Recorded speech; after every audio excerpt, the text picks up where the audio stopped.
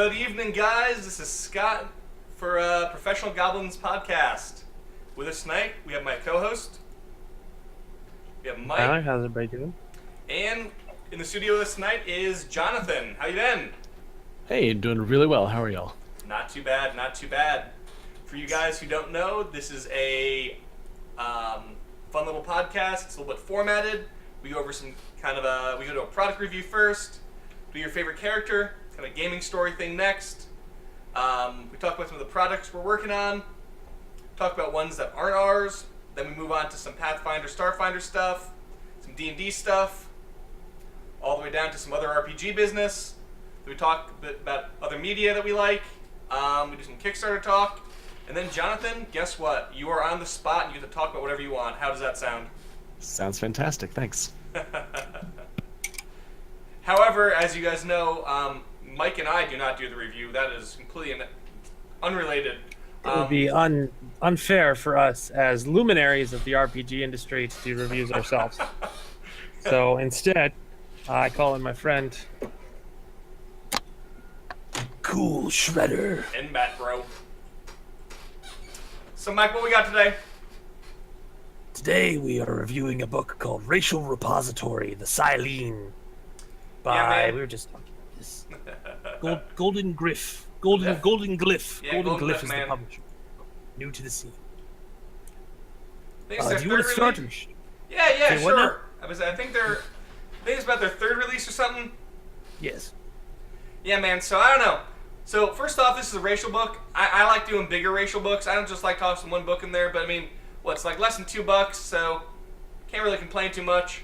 I mean, it's kind of it's a squid lady, and they're kind of sexy, I guess. They're empathetic. I mean, what's not to like?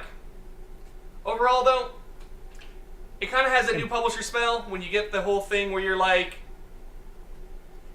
I don't know, sometimes the mechanics got in the way of itself. Like, you got a lot of +2s. I would have done it as a whole, like, mechanical thing. Like, they had a whole thing with, what was it? With camouflage, so they decided just a bonus. I don't know. Empathic, not empathetic. Yeah. Right. I don't know.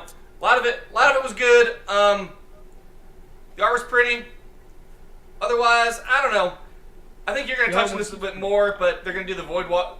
They had some racial vulnerabilities that really only came into effect in certain environments. So this is one of those races that's either going to be really, really, really interesting and really powerful, or really kind of crippled. So I don't know. Give it a shot. To start off, the artwork is quite good. It's by Jacob Blackman. You know we love Jacob. And the PDF itself is very cheap. It's $1.95, so you're not going to spend a lot. But yes, as Batbro was saying, there's a lot of nuanced things that didn't happen here that you kind of it begins to really stand out the further on you go through the PDF. Like, there are editing and formatting snafus. Some things should be bolded, some things need to be capitalized. That's not a huge deal. And then when he lists off the racial abilities, he lists off the RP costs, which is nice. But I don't know. I don't think anyone's really put the advanced race guide from Paizo up on the top of their list of the best Pathfinder books, you know what I mean? Yeah, the Void Vulnerability, I understand this is for Starjammer. It's meant specifically to work with the Pathfinder third-party book by D20, published D20 at PFSRD, which is all about getting into space before Starfinder comes out. So that's all well and good, but because he listed all the RP costs, I saw it and I was like, why is that -2 points? Like, how many times... Like, these people don't live in outer space, right? They live in ships and other things. It's not like fire or sunlight or water every day. So from that end, it's a little bit unbalanced. But all in all, the race, I didn't see that much wrong with it. Then as you get further on, you find these weird, like, for instance, it says in the copy that they are they survived by developing bioluminescent technology, but they have like the best kind of dark sight. Like, why would they need lights? Like, they literally evolved the need to not have lights. So I feel like there was a little bit of a disconnect there, and that's a motif you'll see several times. And then stuff like not having things in alphabetical order. which I was generally okay with until you hit this one page where they talk about the Oceanic Miner after they talk about the Octosuit, but the art is by the Oceanic Miner, which alphabetically should come on the page that the Octosuit copy is on. And that just really annoys me. So my final verdict here is it's neat. There's heart in it. The core mechanics aren't bad, but it's not very polished and it doesn't entirely feel together. If you're a gamer that digs on $2 a week PDFs, this isn't bad. Oh yeah. But honestly, I'd rather pay $10 and get something like The Player's Guide to Skyborn, which happens to have a race of octopus-like people that somebody we know might have developed. Maybe. But final verdict: 4 throwing knives and no shuriken for lack of dead turtles.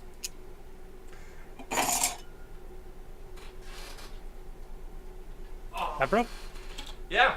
No, that was what I agreed with. I gave my verdict before. Ah, yes. Okay. I'm getting better at ripping that off. It's not as bad anymore. Though the Batbro stash is getting damaged here. I mean, this is like I don't know, man. I may have to replace the Batbro stash. I'm surprised. We had Stephanie's brother, and he's like 20 something, but he requires a lot of supervision. He doesn't have great manual dexterity. Yeah. And he really wanted to wear the glove when we went to a comic convention this weekend. And I was like, oh shit, I'm gonna have to repair the glove after he's done with it. But no, it held up. I don't think I lost a single thing off of it. That's pretty cool. Yeah, I'm pretty pleased. So Jonathan, was that a little bit out of your element there? No, it was just one of those I was not prepared for that. I'm just like, yeah, we're doing a product review. What's happened? Yeah, nobody's why ever is there ready a mask? for that. Yeah. So it's fine. Once I got, I'm like, okay, this is fine. But then I was confused, and then wait, there are octopus people. I know, entire right? technology based on just bioluminescence. That's an awkwardly specific technological focus. Is bioluminescence. I thought that was an early thing that had nothing to do with technology. But I mean, if that's what weird octopus folk want to do, Mm-hmm. I More mean, power to him. yeah, I guess. I mean, there's always that whole thing about illogical extremes where it's you take some concept and you bring it to the illogical extreme. So I guess that's kind of what they were going for. I don't know how successful that was. Okay, I mean, I've never had the urge to play an octo person, but I mean, if I do, I will give serious thoughts to the bioluminescent, part of their culture, I guess. I was way more about the tentacles. I made a whole monk class where it's you just get to wield 8 weapons at once because you're an octopus person. You have all these tentacles. Why would you not want to do that?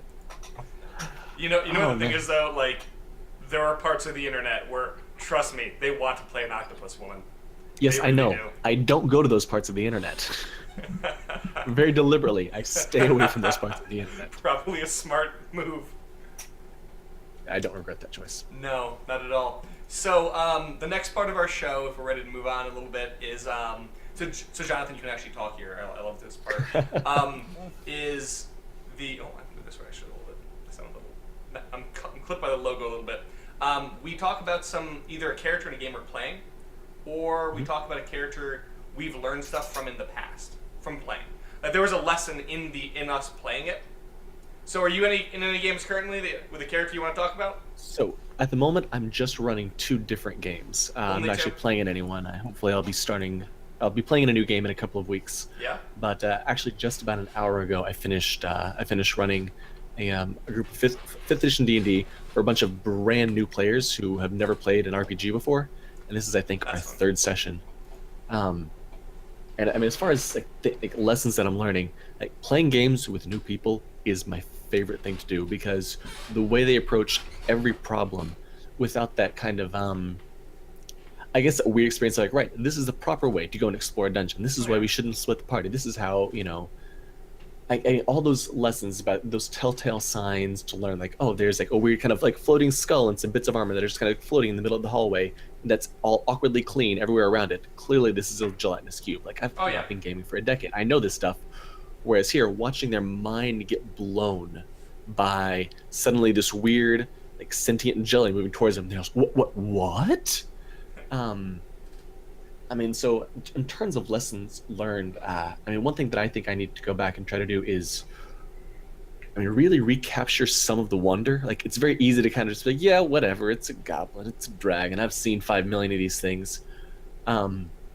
but to kind of go back and really think about how completely bizarre some of this stuff is, like them running into a drow and just being like, "What's a dark elf? Wait, they're from underground? How do they live underground?" And just the amazement of trying to, like, grasp this whole thing, or how terrifying a giant spider is. Oh yeah. Like, yeah, for the 3-foot tall halfling, she's suddenly like, "Wait, there's a spider. That thing can just eat me. Like, it'll just eat me. We're not going in that room." And kind of going back and embracing some of that, both terror and wonder that, I mean, really all the characters should have in an RPG. But I've done this for years. I know all the tricks. I know all I've got some of the stat blocks memorized. So I lose some of that, and that's kind of it's a nice lesson for me to remember what makes the games and the hobbies and the stories really unique and interesting and kind of fascinating, and why I got into it in the first place. So one thing we've talked about in the past, and Mike, you gave me a good book, is but there's another one in the Ravenloft campaign setting game master section. They actually talk directly about that. There's a good book Mike recommended. What was it called? Was it Sean K. Reynolds filing the serial numbers off? Oh yeah, file the serial numbers off. Yeah. So in that one you have basically you can take a monster and go, all right, I'm going to reskin this and work it like this. Well, that expands what monsters you can use. It can also make players go, oh, it's a giant, whatever. But actually, it's a reskinned, like, I don't know, Tarrasque, whatever.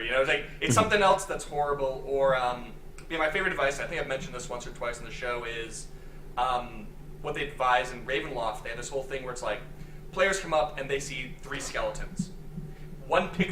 Two of them one has a sword, one has a dagger, and the other one has this gold jewel-encrusted scythe, and his eyes glow a little bit. And every player in the area goes, that's a boss. Oh my god, freak the hell out. And you know what? It's a skeleton with a scythe. Just happened to find one that was really nice and just kind of, Yeah, maybe he was buried with it. Maybe he was a rich dude. Doesn't mean he's a boss. And the other way around is you go, oh yeah, it looks like an elf. And you're like, oh, okay, it's an elf. And then, like, halfway through the encounter, they're like, that's not behaving like an elf.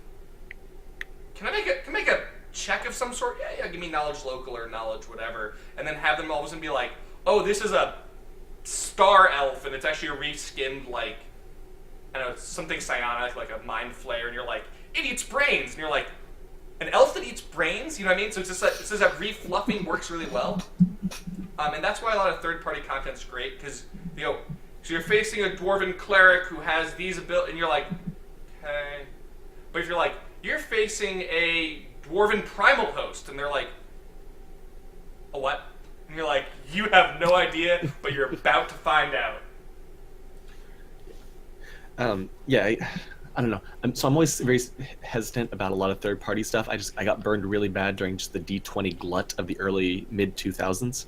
So I've gotten burned on that pretty bad. But that is something that I'm finally I'm starting to find, like, that list of, like, people that I trust and publishers that I trust, and I'm going to come back like, okay, they are going to make good stuff. That isn't going to break every single possible thing. And I say that as someone who used third-party stuff to break games when I was a player. Like, I'm very guilty of this. Oh, totally. Well, the third-party problem, I wouldn't even say that was a third-party problem. Like, if you just use Wizards releases for 3.0 and 3.5, you can do horrible, horrible, horrible things. Yeah. Because they had this production schedule, which is like, I think it was 100-some page book a month. And they made some good books. Let's not put them down for that. But to keep everything balanced like that, they did not do a very good job. Yeah, so it was like one normal book a month, one Forgotten Realms book a month, and one Eberron book a month for a while, or every other month for a while. And it was just insanity.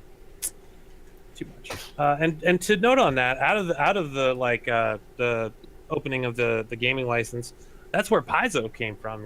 Like, they used to do the Dungeons and Dragons magazines, and then whenever they moved to 4th edition, WotC was like, "We're done. You guys are done," and they were like, "Okay." We're going to take our mailing list of every person who likes Dungeons and Dragons, and we're just going to keep doing what we're doing. And that's how Paizo and Pathfinder came about. So, like, and I think most of the major publishers that you talk to now, like, a lot of them got their start. Even people who are doing, like, 5th edition stuff now, like Mike Mearls, got their start doing kind of, like, weird off-brand D20 SRD stuff. So I'm very grateful for the D20 SRD because it's made so many good things. Like, so it made Pathfinder, it's made all these really fun, great independent companies and raised up a lot of new developers. But at the time, oh geez, I remember walking to this shop and reading some of the stuff that was just ridiculous. Mongoose Publishing, I have quite a few of those books. Oh yeah, I remember those. But you know, Pathfinder also practiced some control over the third-party market, while Wizards has express control over the third-party market, but they're doing it in the way that you would expect, like a Eastern European gangster to do it. So, wait, everyone, as long as you give them a cut, they're fine. You kind of do what you want. Something like that. Yeah. Give us all your money, and you can publish for us. Yes.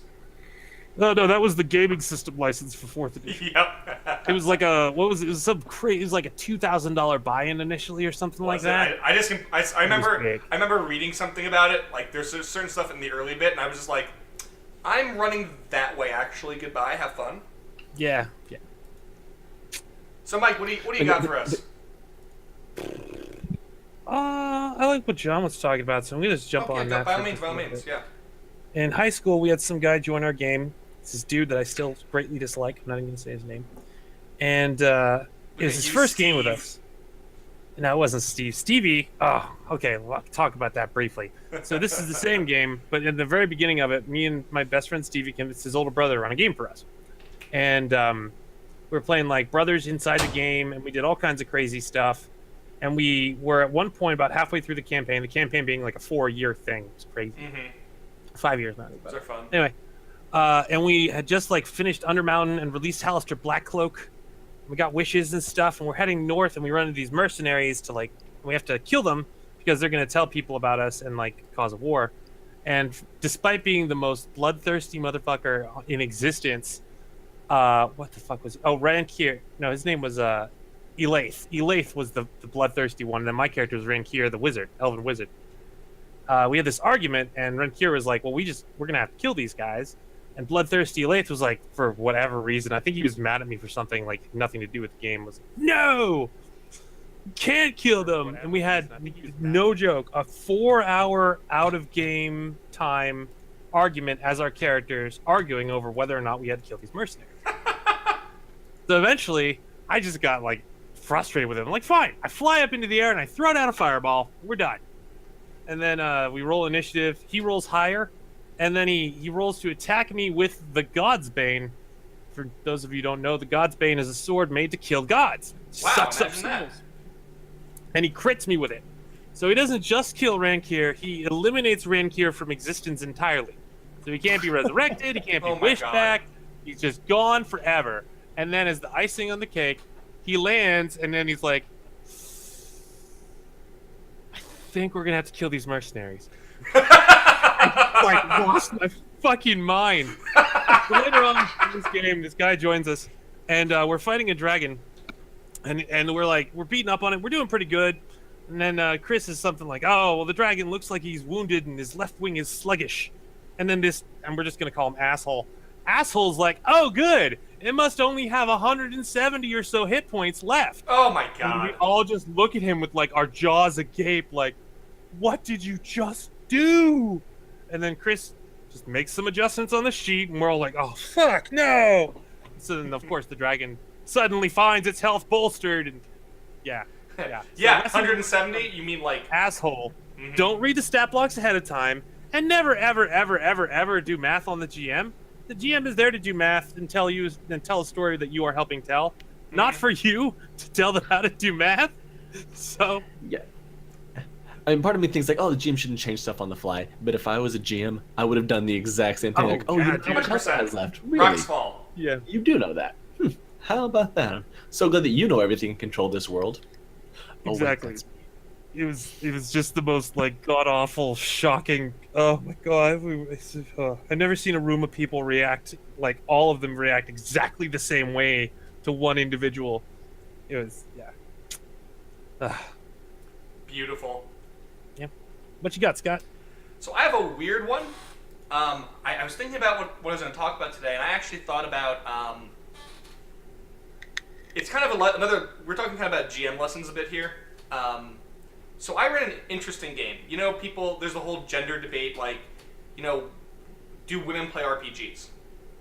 And how do they differ and yada yada. So I ran a game. They were dating at the time, Kayla and Lauren, and my wife.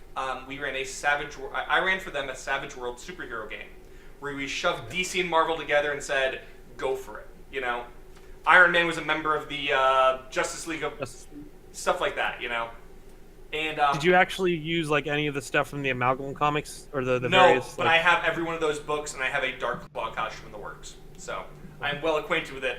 But no, this was just straight up go for it. And the idea was that the heroes had like gotten their butt kicked by a bunch of stuff, and they were around, but basically the players were supposed to be a team. And originally it wasn't supposed to be a game I was running with all women, but it ended up that way as players dropped out. So there's 3 of them, and we had about 4 or 5 sessions for the game, and it was a lot of fun. But it's an interesting difference. There were some very stereotypical things and stuff you wouldn't expect in the same game. It's like, all right, so they were mentored by Booster Gold, and everyone had to choose by Booster Gold, and everyone had to choose a mentor they were from. One had Red Star, that atomic Russian dude. Of course, one had Deadpool, and my wife loves Wonder Woman, so she was like the Amazon or something. And I'm like, all right, guys, so you guys have to get, like, one of the missions was, because they were with Booster Gold, you have to get a sponsor. And I'm like, what company would you guys like to sponsor? And I'm like, all right, they're going to, like, go through like, Google. All 3 of them, almost in unison, go, Godiva Chocolate. And I'm just like, all right, we're going to go have a press conference with Godiva Chocolate. And they do, and we have a plot involving chocolates, and it gets resolved, and then they have Godiva on their uniforms. It's great. I mean, that's amazing. I'm on board with this. And the game just went, I won't say downhill, because it went uphill from there. At one point, they had to stop a series of supervillains hitting a bunch of different places. And one was stealing a whale. I forget why they were stealing a whale, but they were stealing a whale. Now, nice. My wife's character decided, she's like, I'm not really good at role-playing. She's kind of shy. She doesn't really want to, like... So she didn't really want to play a character that really had to be, like, the face of the party. So she played her character as a super ditz. And she straight up just was like, you know what? I'm gonna grab the whale. And she grabbed the whale, and she made her, like, strength checks with her dice it was in Savage World. And she just lifted it up, and she's like, where can I put this damn whale? You know that scene from the 66 Batman movie with a bomb, and he's like, where can you dispose of a bomb? And she's just like, where can I put this whale? And like running around asking like people in the street, where can I put this whale? And they're all just like, and the other guys are dealing with some like giant crisis, like dealing with the villains, and she's flying around the city like, where can I put a whale? And she's like, oh, my character sees the sports stadium from earlier. Okay, I put it in there. And I'm like, great, you put the whale in the sports stadium. It's going to die. It's going to dry out. And she's like, no, I got this. And she flies away, and she grabs a water tower, and she pours it in as the other guys show up. And they're like, you do realize there are, like, exits to this place. It's not a perfect bowl. And they're all just sitting there looking at it like, it's going to die, isn't it? Yup. And these characters, they were great friends. I mean, there was definitely a bigger emphasis on social stuff, but I also run a little bit more social stuff. They had a lot more fun. It was one of the funniest games I've ever ran. It was set up to be serious-ish, but they just totally went in a different direction. I rolled with them. So the GM, I learned a lot from that game. I learned how to run a comedy game a lot more, which is a lot more just roll with it. And I also learned how to run a game for women. And now I know you say run a game like it is for any gender, and I did. But I guess what reciprocation I got from that and what I had to work with as a result of that was different than your typical, guy hanging out at a hobby shop, neckbeard, gamer, like you said, game where everyone knows the stats of a gelatinous cube.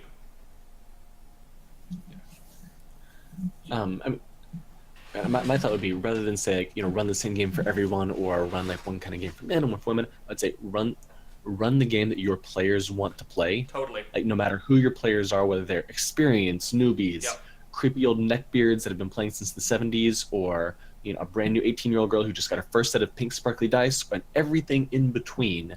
Yep. run the game your players want to play, and make it. It's their game. Yep. Run that. You are definitely a reflection of them when you're jamming. So it's like in that Yes. game, I'm like, all right, I wonder what I'm going to turn into when do we do this? How does this game going to come out?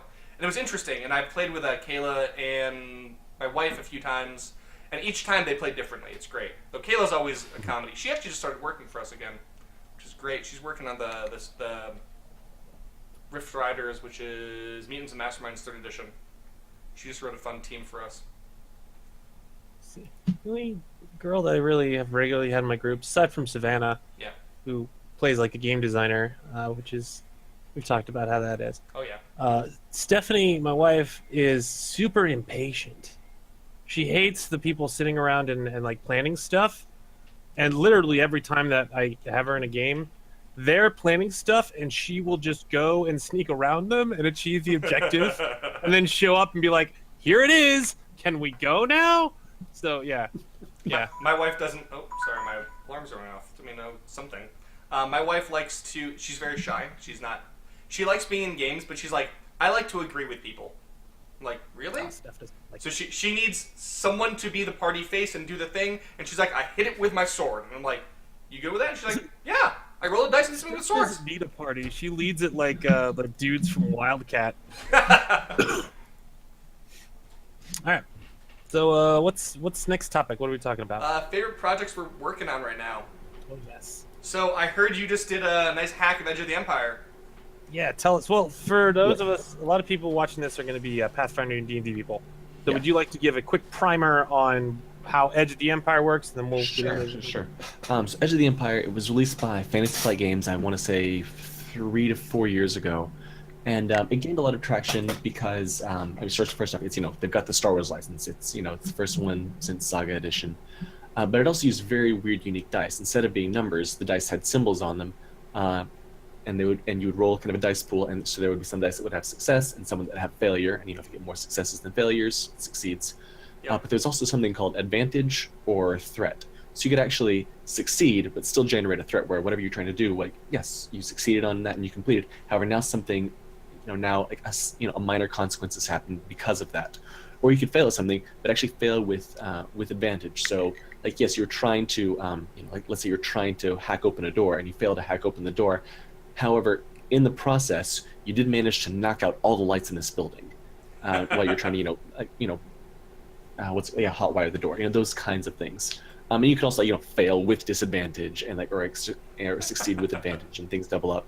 You can get triumphs or despairs, which are like critical successes and failures. But it's all very. There's a lot of focus on the narrative. Like, there's some mechanical things, like, yes, you can always use successes and advantages or threats to do X, Y, and Z. But there's also a lot of room for the players and the GMs to improvise stuff and create it on the fly, and it makes it just a really nice system. Overall, it might be my favorite system I've ever played. It was one I just spent a little bit of time on, and it takes a little while to really get your head around it and how it functions in place. But once you do, it's really nice. It's really fast. Making characters feels like this kind of very pulpy Star Wars thing. Like, you can make a Jedi, and you feel like, yeah, this is a Jedi. This is great. And you can make the Han Solo type, and they all feel like they belong in the same world, and it works. So where my thing came in was, we played a couple of games, and I was just kind of playing this very, roguish gunslinger type. And after a session, I was like, wow, that session really felt a lot like a Western. Like, we had, there was, the meeting in the cantina, and then we had, a showdown in the middle of the street, and there was like a hut crime lord. Like, so it was all Star Warsy stuff, but there was also a lot of stuff that you would see. Like, there was like, a squabble about mining rights. But it also was a lot of the things you felt kind of that would be in a Western. So I just kind of started playing around with it. I was really bored at work at the time and had a lot of free time. So I kind of started thinking, okay, well, what happens if you just change the classes to the X, Y, and Z instead of what they currently are? Oh, that's kind of neat. So what if you made these kind of talent trees? All right, instead of having different species, what if you looked at, you talked about people's different cultures, like one person who's from overseas, and one person who's from the city, and one person who grew up on a farm, and one person who grew up, out, on the range in nature, or things like that. And it just kind of slowly started expanding, and I did a few kind of play tests with my local group, and they're like, this is interesting, we're liking it. So I just kept on working on it, and then I decided I wanted to teach myself how to do some editing and some layout and art, and it kind of really just kept on building upon itself until I had this nice, like, I think 70 or to 80 page document with all the rules, character creation, a list of adversaries, there's art throughout the entire thing, and I was really pleased with it. And so I threw it up on Drive-Thru RPG, and I've gotten a lot of really great responses to it. The tricky thing is that the FFG system, there's not an open gaming license that they've released for Star Wars. I was gonna say. So it's very, very deliberate in which mechanics it refers to and which mechanics it doesn't refer to. So it's one of those, unless you've got like the base Star Wars Edge of the Empire game or Age of Rebellion or Force and Destiny, any of like the core rulebooks, it's pretty useless. But if you're familiar with this, if you've played it once or twice before, and if you have those books for reference, I was like, I'm not looking to make any money for this. This is something that I just kind of did on my own. So it's up there as pay what you want with a recommended price of $0 because I'm not really have to make money from it. But overall, I've gotten a lot of fantastic feedback.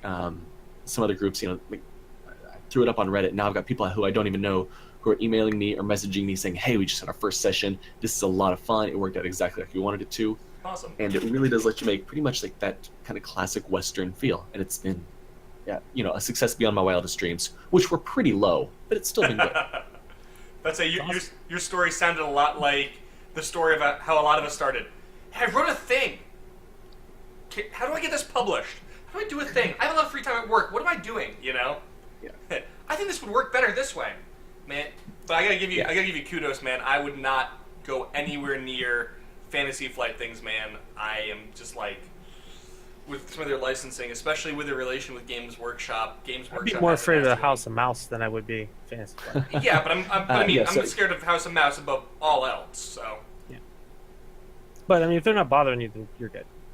Yeah. So I mean, I'm not out to make money on it. Technically, I'm not violating any things. Like if they really want to come up to me with the cease and desist or have it pulled down, okay, that's like I'm prepared for that. I'm not going to be too upset. I'm happy that a few people have gotten to look at it and play it and enjoy it, and so I'm happy. And my hope is that because it does require that base book to play, if anything else, it'll drive more sales to them. So I'm hoping they're not going to be too upset by it. I imagine there was a discussion in FFG's building about that, and they were like, you know what? He's not actually giving away any of the like terminology tied to the mechanics. So, yeah. So that's the hope. And I said, like, I'm prepared for it just in case. You know what though? I wonder. Sure. It's one of those things where, Mike, you're saying there's a discussion. So I have a whole class I took on copyright law at one point. The number one rule of copyright law. Do you know what it is? Someone has to care.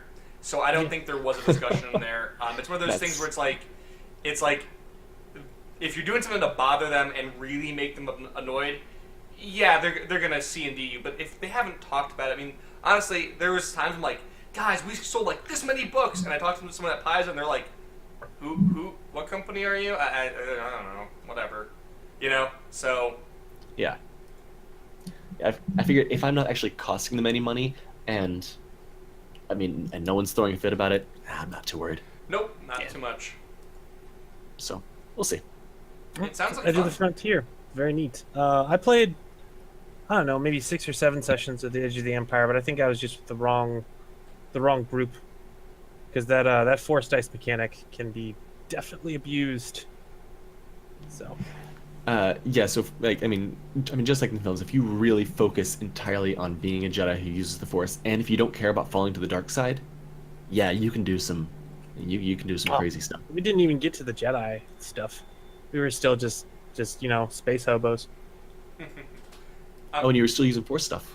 Yeah, well, no, the Force die, like the D12 that the players and the GM can trade between each other. Oh, isn't that called the Force die? No, what the hell is that called? So there are these things called like Force and Destiny points, where it's supposed to balance like the side of the Force. There are these little tokens that sit on the game table, and one side is light side and one side is dark side. And as a player, at any point you can write, I want to upgrade my dice roll, so change so the different kind of dice sizes, and then different, the higher ones have better results on them. So you can give one flip one from light to dark, and then you get to upgrade your roll. similarly, the GM can flip one from dark to light and upgrade the difficulty of something that you're trying to do. So it's this nice little mechanic that kind of flows back and forth, like Benny's and Savage Worlds maybe, or I guess you could say like inspiration in 5th edition, that kind of thing. Well, the DM can't get inspiration in 5th edition, can they? Not usually. I've gotten it once from my players where I made a joke that was so good, like, Jonathan, we want you to have inspiration for that. Like, we don't care what you use it on. You deserve it. Thanks, guys. Yeah, appreciate it. You know, I know it doesn't sound nasty. I mean, I've read over the book, but I haven't played a game of it. I'm still stuck on Saga Edition, man. It's broke as hell in some places. That's the D20 one, right? Yeah. The I mean, the D20. Yeah, I mean, Saga was good. It was fun. I mean, I love that I could break it so easily. I know it sounds bad, but part of me is like, guys, I can break it here, and then everyone else can break it over here, and it'll be a great game. The way Owen did martial arts in that book, perfect. It was just like, here's your feet. You do an extra D4 damage. You want to take it again? Congratulations. You do 2D4 more damage. And then the wound system, the way they did criticals, where it just That goes was interesting. on score. Like, I was like, yeah. It was a little harder for newer players I was introducing to understand that as much. I liked it. Mechanically sound, but it's not as newbie friendly. Oh, it's not friendly at all. No. It's not friendly at all. That's why I liked it. Because I felt like the criticals were like really critical. Like you could critically fuck somebody up with a critical. Like I was like, yeah. So that was one like what you had basically had wound points equal to your Constitution score, and that was Something like that. Yeah. yeah. And you had the track and yeah. everything. Yeah, the FFG one is definitely much more story and narrative focused. Yep. Mechanically, there's some really solid bits behind it. You know, you can make obviously you can make characters that will not necessarily break it, but give you a significant advantage over other characters. But it's definitely designed for story first. You know, very in keeping with we're now in the 2010s. This is what most new RPGs are focused on. Yeah. I was gonna say actually, we see a lot of games coming out these days that are really there's that game versus play spectrum. Game being more mechanic binary, video game play being exactly what you think it is. Rules, it's just collaborative storytelling. That the average in the industry is kind of getting more towards this side, sort of that play side, which is good. I love it. I love the abstract mechanics. I love all that stuff. That's more my thing. But that's why I like it. But I don't want to see the mechanics go away ever. You know, I don't want to see mind's eye theater over here. Yeah, no, I agree. But like that being said, like when I try to go back and do like 3.5 Pathfinder or Shadowrun, like I love Shadowrun. Like I love the setting. I love so much about it. Sitting down and actually playing a game of Shadowrun, being like, wait, it takes me 4 dice rolls to figure out if I shoot somebody or not. Bucket of dice. Hold on, we need to count out how many hits I got. No, that's why I made one of the reasons I made Hypercore, because I was like, I wanted to play Shadowrun, but I didn't want to actually play Shadowrun. Right. Again, yeah. Are you guys wargamers? Except for the system. No. Yeah, so I don't want to hear about buckets of dice. I played 40k Apocalypse for a bit. You know those bricks of dice they sell? I had 6 of those. And I would roll them all at once sometimes, yes. Stormbolters, man. Ugh. No, I never had the cash to buy these.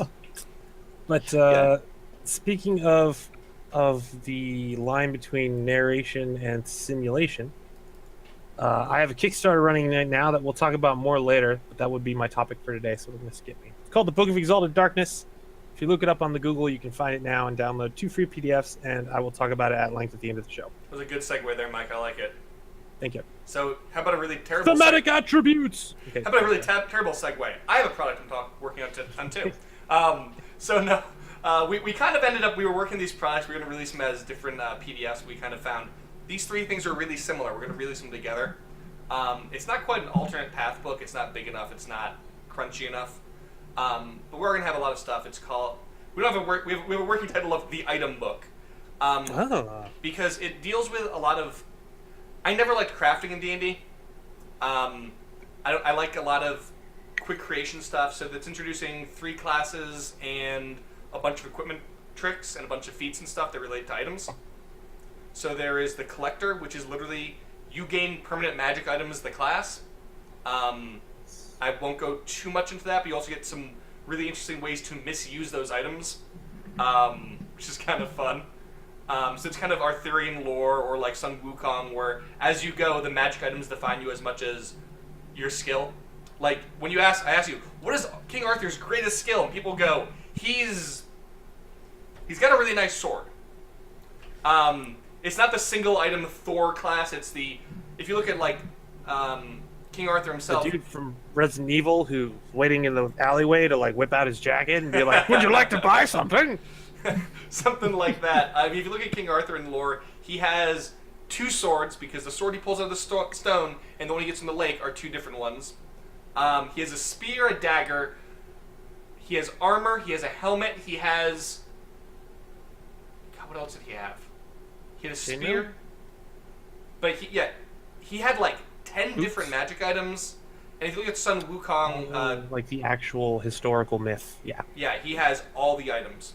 He is not also, there were like 437 Knights of the Round Table or some crazy. Yeah, some crazy amounts. And if you look at it, like Sir Gawain or like Lancelot are better fighters and knights and whatever than he is. He's just the guy that Destiny chose and said, "Here, take this great sword." And he's like, "Yeah, I'm not totally incompetent at things." So that's a collector. We're doing something called a Sacred Smith, which is he's basically a cleric of these things called the engines of creation, which are literally the like equivalent of like the power of creativity in the universe, in creation in the universe. The gods say, "I will make this so," and the engines of creation warm up and passively go, "Thing is created," or "Thing is removed," you know. So they're kind of battle blacksmiths as it is. They have matter they can pull out from their soul and like quick forge items, like mundane ones, enchant them temporarily. They have a lot of cool, like flavorful. They're called battlesmith trainings, which are like vomiting slag, there's blah out everywhere. Some really fun stuff where you can really just like, hey, we need. My party starts off with no weapons. Everyone now has +5 weapons way later on in the game. Within a round or two, everyone has +5 weapons. You're good. Go ahead. You know, it is crafting light, I'll say. And the last one in that book is called The Magician, which is stage magic-y. They make you believe something's a wondrous item for a while, and it functions as long as you believe it does. They're specialized in equipment tricks. If you guys don't know what those are, they're a feat you take that if you have other feats that you need prerequisites for, you get that ability whenever you're using that thing. So like there's one with like using sheaths, which is like if you have a sheath in your hand and you also have blind fight, you can search around and you automatically detect invisible creatures near you or something. They're allowed to bypass requirements on it, so you get to pick up all the feats, and you're like, whatever gear I have, I become really crazy with. They're kind of option hounds. They have something equivalent to that for magic items. They're all about UMD, use magic device. So they have interesting ways they can misuse common magic items like cloaks of resistance, or stuff like that. And again, we're expanding equipment feat quite a bit. Some item creation stuff. It's a lot of fun. So we have that coming out soon. That's in progress. We got our Free Wars thing come out this week. We got Rift Riders come out in a week or two, and then that one's should come out after that. Pretty stoked for that one. All right. Cool. Next is our favorite new project that is not ours. John, do you have anything that you would like to prop up? I do. It's actually one that I think just came out yesterday. Cool. So it's an adventure called Crown of Charon. There's one that's out for 5e and one that's out for 13th Age. Yeah. I don't know if you ever read any of the old stuff from Source of Victory. He did a lot of stuff during 4th edition. Yeah, it's fine. It was an oddly niche thing. So one of the things that's like a classic part of like D&D Pathfinder, and is always done terribly, is the Death Trap dungeon. Like, yes, everyone knows Tomb of Horrors, haha, or like White Plume Mountain, and lots of people try to do it, and they're always terrible. Like, oh no, guys, it's a pit trap. These dumb traps that are just bland and boring. And like, right, roll this dice. Oh, you failed it. Now you're dead. And they're so terrible. Like, they're just unbelievably awful. So Cerso went back and during 4th edition wrote these series of dungeons that like, right, Death Trap dungeons can be the greatest adventure you will ever have. Let me show you how to make them amazing. And they're just unbelievable. And he just released the new one that he's been kind of working on off and on for a couple of years. And so it's out for 5th edition and 13th Age. And the basic idea is like, Charon, the boatman that, you give the toll to, and then he takes you across the river. for eternity, he's got all the money, all the trinkets, everything that everyone has given him, rich, poor, demigods, elves, whatever. And so he's got all this stuff, and basically like, right, we're going to go rob him blind. And like all this stuff that he's ever gotten isn't there, and it's completely, it's one of those things that's so insane and over the top and bizarre, but so like evocative and flavorful. Like it's hard to describe it, but it's so right now it's on DriveThru RPG for $6.66, and it's a nice. like it's designed for 13th level characters. Yeah, and the idea is that you're going to go in there and you're going to transition from being a PC to being a god by taking all the stuff that Charon has gotten. Mm-hmm. So it's one of those, I don't know if I would do this with a normal group, but kind of a, right guys, for the next for the next 3 weeks, we're going to do this mini campaign of this adventure. It is brilliant. If nothing else, as a GM, it's worth picking up just to see how far you can push the system, what sorts of weird things you can do. Where, let me think of an example from, in one of the old adventures, you come out and there's a trap gauntlet hallway thing, and you look and you see the big kind of green demon head. You're like, oh, okay, that's fine, there's probably Sphere of Annihilation. And then a constellation of living spheres of annihilation come out of it and are chasing you down this hallway as you have to go through gauntlet after gauntlet after gauntlet. And it's just this weird dozens of tiny little orbs of living spheres of annihilation that are just orbiting and circling around, coming at you and trying to destroy you and suck you into their own these little black holes that they're making. It's just bizarre and weird and so much fun. He's just one of those people who put so much flavor into 2 sentences. I can't gush about this enough. But it just came out in the last day or two.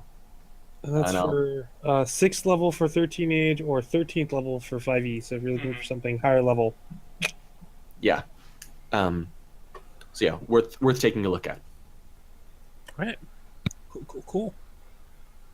I'm going to talk about the bundle of holding right now, which is for Shadows of the Demon Lord. You can get a bunch of PDFs for $14. Normally, the Shadows of the Demon Lord PDF is $25. It's a neat system. It's all based on hitting a DC 10, and it's very simple. All the difficulty is you either have plus X D6 or minus X D6. So if it's really hard, you might be rolling with whatever your regular bonus is minus 3d6, for instance. Or it's really easy, you get plus 3d6. And then the leveling system is non-linear. So you still level by class, but zeroth. Yeah, we talked about this earlier. Yeah, it's your 0th level is your race. Your 1st level is your novice. Your 2nd level is in expert. Your 3rd level is in master, and then you can jump around to different ones. So my current character is a changeling rogue thief. What's the last thing she picked up? Oh, engineer, and now she's a technomancer too. That's cool. Yeah, you can get a lot. You can move around quite a bit inside the leveling system. It's pretty good. But yeah, definitely check it out. Did you back the Shadows of the Demon Lord Kickstarter? I did. Yeah. Man, I have never seen a Kickstarter that has given so much for so little. It's like a year, 2 years later, and I'm still getting products from them. And it's not like they missed any deadlines. They're just still sending me stuff. Yeah, Rob made a pretty intensive production schedule. Yeah. If Rob Schwab ever runs another Kickstarter, I don't care what it is. I'm buying it because I will get way more than my money's worth out of it. It's unbelievable. He did another one for Freeport just a couple weeks ago. Did he? Yeah. Somehow I completely missed that one. Well, I'm sure you can still get on it with backer kit and stuff. Check that. Yeah, it was for Shadow of the Demon Lord with Freeport. Freeport, for those of you who don't know, is a pirate setting created by Green Ronin. And it's multiple systems. I think you can get it for 13th Age, Pathfinder, soon Shadow of the Demon Lord. There's a system generic one. I bought it for somebody a couple years ago. It's a good book. But if you follow this podcast, you'll clearly know all about those Kickstarters. That's true. I don't think we brought that one up, though. Yeah, what all has he got in this bundle? For the 14, you get the core, which is 25, and then the come on, load computer. Demon Lord's Companion, Uncertain Faith, and Dark Deeds and Last Hope. I know the Demon Lord's Companion is, I think, the biggest additional rules supplement that he released, and I think you can pay a little extra to get another 1, 2, 3, 4, 5, 6, 7, 6 other PDFs. So oh, that's 25. Jesus, that's so cheap. So yeah, if you ever thought like Shadows of the Demon Lord looks cool, it is cool. It's very fun. It's very narrative bent too. Like every session is supposed to be about a level, and then in between, time passes for campaigns, depending on what your GM decides to do. But yeah, not too far from 5e. Only open for another 19 days and 2 hours. Oh, okay, 19 days. So you got a little while. Only 19 days. Exactly. You'll be able to find the money in that time, I think. But yeah, it's a great system, strongly supported, and I've never seen as rabid a fan base as Rob's. It's pretty crazy. Like, I'm not saying that he could shoot somebody in the middle of the street and get away with it, but in the middle of a convention for Shadow of the Demon Lord, I wouldn't rule it out. So. I mean, odds are that's probably already in the artwork for Shadow of the Demon Lord somewhere. That stuff is Rob crazy and over the top. Yeah. But oh man, that's some. He's got gorgeous artwork in those books. He does. It's good stuff. All right. And Scott, what do you want to talk about? So I have something that's not super new, but it's not something I worked on, but it kind of caught me off guard, and I was like, oh, that's cool. So you familiar with Spheres of Power? Yeah, that yes. magic. I mean, it's atoms. I mean, yeah, we still have to get Adam on the show, man. I know. He's a busy guy. He is a very busy guy. But anyway, yeah, he and now Spheres of Might are two alternate systems for Pathfinder. Spheres of Magic. For those have no idea what it is, yeah, it's from Drop Dead Studios, and Yeah. it is an alternate way to do magic, and now many other things. Yeah. But Spheres of people who whatever. complain about the Vancian magic system should totally look at it. Oh yeah.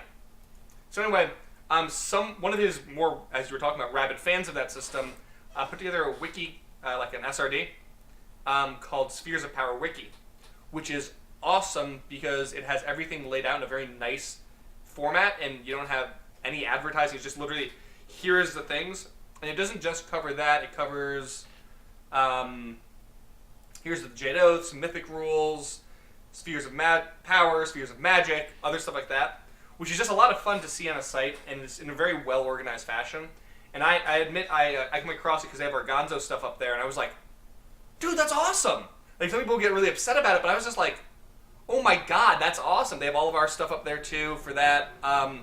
So I'm not trying to promote another system reference document you have to go check out in the wiki, but it's really cool, and it's right there, and it's well organized, and I don't know, I really dug it. Oh, my stuff from here aren't on here. Oh well. You could. I have his contact info. I'm gonna reach out to him this week. Going. Hey, No. thanks a lot, man." I was mistaking. Here's the Jade Oath for Dragon Tiger Ox. No. And DTO isn't on there. We haven't put is that not. online yet because I don't like putting Kickstarter stuff online. I find that to be a little bad taste, especially for a larger book like that. I may someday release like Necropunk or DTO stuff for online, but iffy. What did I do for you? It was the 36 chambers, right? Yeah, exactly. You did like one of the only adventures.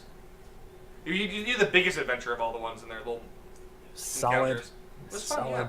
And because it wasn't just randomly like, it wasn't just like, go fight this guy, you're done, bye. It was like skill challenges, interesting things. You can go up here and you fight these guys and do this thing. It was fun. I don't know. I liked it. And I based it on the actual movie that Yeah, I know. the Wu-Tang are all about. Like, it was dope. I was really proud of that. The 36 chambers. All right. So yeah, let's talk about some Pathfinder now. Pathfinder. Oh yeah, they've been ramping up Pathfinder, Starfinder, and Paizo news. Although the big one. You wanna- Sadly. Oh yeah, I mean, Wes Schneider left Paizo. That's sad. He was like, I got to do Vampire Hunter D. There's nothing else for me here. No, it wasn't like that. But that's totally what I would have been like. I would have been like, I did D, I'm out. But, no, yeah, he's moving on, and there's been some change ups. Like Amanda Harmon Coon's got a promotion, as did M. Daigle. Congratulations to you both. Yep. The And I'm sure do cool stuff wherever he goes. I would say, do you know where Wes is going next? Has there been talk about that? I haven't heard anything. He seeded it in social media at some point, and I bet people who watch his YouTubes know, but I do not know. Okay, I don't either. I mean, I'm sure we'll see something good from him. I've sat through many a panel and listening to him, so he's someone to keep an eye out on. Kind of an end of an era for Paizo, if you can call it an era, this short of time. All right. Well, then for Starfinder, they did like a big preview of the Mystic on the blog. Came on and talked about it on the screen here. Actually, 1 second. Maybe. Unfortunately, there's not much crunch to get out of it. Yeah, there wasn't. Starfinder comes out at, is it Gen Con this year? Yeah, Gen Con this year. Yeah. Okay. Love the artwork. But yeah. Mystics get to heal. They get some telepathy. They are mystical about magical use, which is very appropriate for space fantasy, I think. See, that's one thing I'm a little on the fence about with it. Sometimes with Starfinder, the stuff I hear, I'm like, I'm gonna read the hell out of it once I see it. But I keep hearing these things like, it feels like, so we're just gonna take Pathfinder, just throw it wholesale into the stars, and I'm like, Magic Punk would be cool, but aesthetically you're still dealing with a fantasy thing, a lot of fantasy tropes, and I'm cool if you subvert them and weave them in nicely, but I'm really concerned how that's going to work out, because I mean, like, you're familiar with Tippyverse, right? Yeah. Yeah, so Tippyverse is magic taken, as a common thing, and kind of with the industrial look at it a little bit, and I don't know, sometimes when I go sci-fi, heavy sci-fi, and you get magic, I'm like, then why not just use magic, Well, I think the crux for Starfinder is just going to be about space combat, dude. If you don't want to get out of the ship, it's not going to do well. If you only want to get out of the ship, it's not going to do well. I know that Paizo does all the adventuring stuff great, including science fiction, so like I'm not at all worried about that. No, I think the war's going to be fine. Yeah, my only concern is whether or not they pull off spaceship combat right. So, I'm sure the Mystic will be fine. Yeah. I imagine people will want to play a Mystic rather than they want to do clerics or paladins for the most part, unless they've got some like real hardcore gimmick they really want to rock. But yeah, I don't know. I felt that when they did the advanced class guide, they were like, "Here's Pathfinder 3, Pathfinder 0.5." Yep. Right? Because nobody's gonna play a fighter when you can play a brawler. Like, why would you? Oh my God, they're so much better to be a brawler. And it goes that way for all the other classes too. So we'll see. I'm wondering when they're gonna ever, if ever, start phasing out stuff from like PFS, right? Like you can't play fighters anymore. We're just removing those rules because we've supplanted and improved upon the fighter so much that like it's no point. So one other thing that Starfinder's gonna show us is, so Paizo's kind of did it like the first book was literally just 3.5 updated, and then as it went out, they're like, okay, we got the stuff from the old publisher out of the way. Now we're gonna do our stuff. But still was really rooted in that 3.5 mentality, and it was very much like a system update. I'm really interested to see where they take this.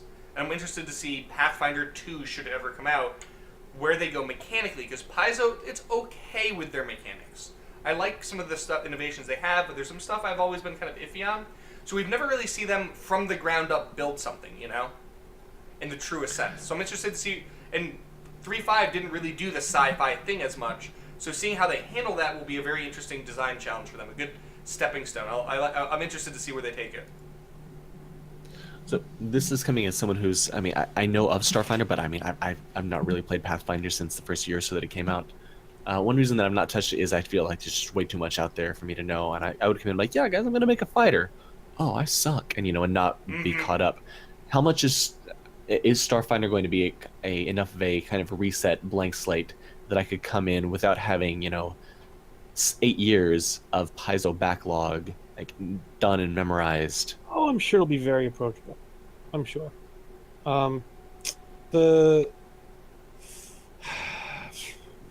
So you guys are talking about like Paizo not good mechanics. I don't buy that. I don't. I didn't say not good. I just said they're pretty par for the course. I'm saying they haven't had a chance to stretch those legs as much as I think they could have. Well, they're not doing what any other RPG company is effectively doing. Their base market is PFS and their subscribers, right? So anything they release isn't just going to work at one table this way and another table that way. It has to work the same way at every table, which is why it's a more simulation game as opposed to narrative. So I don't think you're going to see a lot change, man. It took them a long time to get that machine working. I would not add any cogs if I could avoid it. Man, I would really love to see Paizo do something that's not Pathfinder, because I think that base system that they're using is really showing its age at this point. Like that base 3.0 or 3.x system, like it was good. That was designed 20 years ago. I was at Gen Con last year, and I was hanging out with some Paizo people on, I think it was Saturday night, and we went by the ballroom to see their annual event, like their guests. You know, it's called the Pathfinder Special. Right. I want to say it was like 1,190 some people at tables, all playing simultaneously in the same game. Oh wow, that's crazy. That's what I'm saying. Like, it was a Guinness World Record. Insanity. Right. So like, you guys are talking about changing it, it's not working. Like, I'm telling you, it's working. It's just like, yeah. So I don't doubt that it's working. I'm curious how many new players they're getting. Like, Well, I think they've got probably the most dedicated fan base out there. Like, I don't think I could. Yeah, it's ridiculous. Like, the Paizo fans, they're Paizo fans through and through. They love Pathfinder. They're spending money on it. Great. But how many like people who are brand new to the hobby would you say, oh yeah, you should check out Pathfinder over, say, 5th edition? see, so this is where I'm waiting for 5th edition to fuck up, and I've talked about this before. Yep. So people who are watch the show, you can skip ahead 2 minutes. Out. So they dropped all their forums, right? They're just like, fuck you, everybody. No forums anymore, which is great for EN World. So way to go, Russ. They keep fucking up all of their digital attempts to reach out to the marketplace, right? Like, they just abandon it. Just straight up abandon it. And then they tried for some Adventurers League stuff, but their Adventurers League is not going to work as good as PFS because the narrative rule set does not allow itself that kind of like rigid same use at every single table. And they botched it, and I think they've handed it off to Goodman Games, I think is the people who are supposed to handle it now. So, and then they don't offer any digital products, although they're supposed to start doing that through a pay service, which I don't. So there's all the DMs guilds to buy old stuff. I'm gonna get there. I'm gonna get to the DMs guild because I have problems. But the people they had originally hired to do all the digital stuff just screwed the whole thing up. Like, they just dropped the ball badly. You're talking about Trapdoor Technologies? Yeah, and it was apparently the whole thing fell through. The new one they've been beta testing, I've heard really good things about, and that's supposed to. It's in beta right now, and I've heard really solid things about it. I mean, I talked to Trapdoor Technologies and like checked out all their product and stuff. I don't think the issue was with Trapdoor Technologies. I think the issue was with Hasbro. It wasn't even WotC. I think the issue was with Hasbro. And we've Hasbro looked at it and they were like, "Are we gonna get all of the blood out of this rock, or just some of the blood out of this rock?" And then they were my biggest hesitation with the one thing that I kind of read was that Trapdoor wasn't making their deadlines, and then they tried to go through and make it all via Kickstarter separately, and they couldn't get it funded. Well, by that point, they had already been abandoned and had to do it for Pathfinder, and that was like an investor issue. I actually talked to one of the dudes that I interviewed with for a job with them, and was like, "So what happened?" You know, that's what happened. Is they had an investor that got cold feet. They tried to bolster their investments with a Kickstarter. They did not run the Kickstarter very well. They were asking for way too much of an asking price. And then once the investor saw the Kickstarter wasn't doing well, he completely pulled out. And then Pathfinder digital projects and Kickstarters do not have a good history together. They do not. They do not.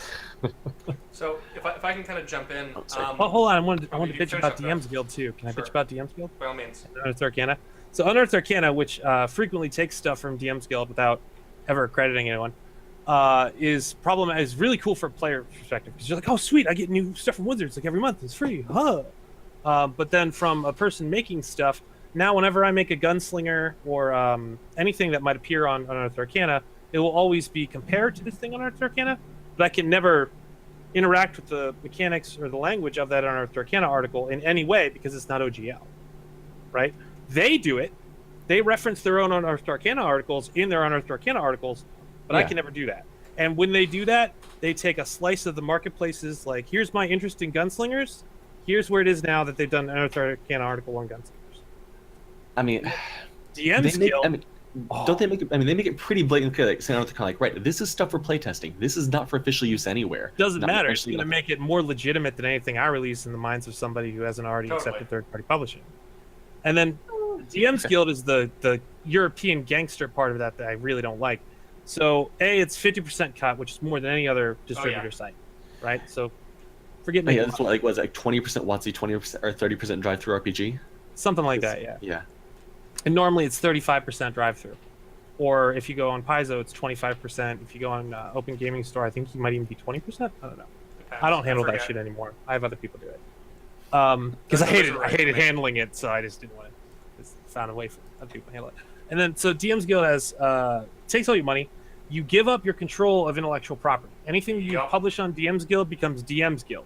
And if DM's Guild ever just stops, then you don't get it back. It's just gone forever. And then so that is keeping professional publishers from publishing on there. And then the last thing is the notice me senpai attitude. They were like, so professional publishers, I wouldn't agree about that just because I've seen Cobalt Press put out a lot of stuff, and Green Ronin has put out stuff on DM's Guild. how many things have they put out on DM's Guild? And Cobalt Press has put out at least a dozen or so. Like, they put out stuff all the time. They make just a lot of money there, I believe. so they put out a think- dozen stuff in like the past year on DM's Guild. Yeah. How many things do you think they've released on other stuff, like on RPG.com and their own website? Depends on if we're including Kickstarters or not. Sure. Well, I would include Kickstarters. Yeah, so in that case, I'd say basically all their big projects are done on Kickstarter and through their own site. All their kind of smaller stuff, like, hey, here's some side adventures for this new main WotC They RPG thing. have some kind of special agreement Yeah, they do. because they sell Deep Awesome. Magic on other websites too, and the Tome of Beasts.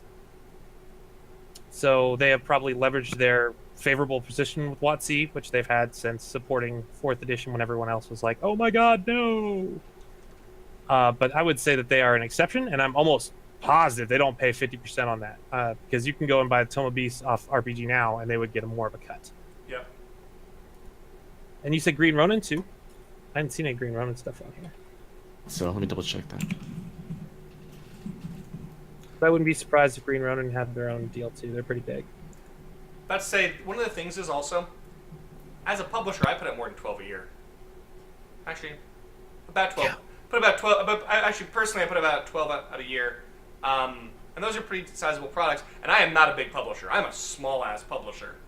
The fact that they're only putting out a dozen a year, and they're doing probably twice that, is not a good sign for that.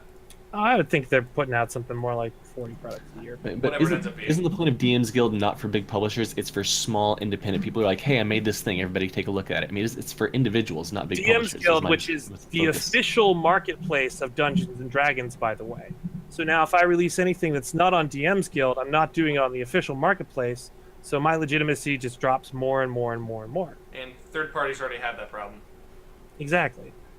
And yeah, this notice me senpai attitude. So if you are publishing on here, what's the average price on the product? $1? Depends on what it is. I mean, Yeah. It's mad low though, right? The Um, price points are not nice. I was just looking everyone at a few minutes ago, prices yeah. at whatever they think they'll sell it at. So yeah. Pay what you want, pay what you want, pay what you want, pay what you want, pay what you want. Like almost all these things are pay what you want.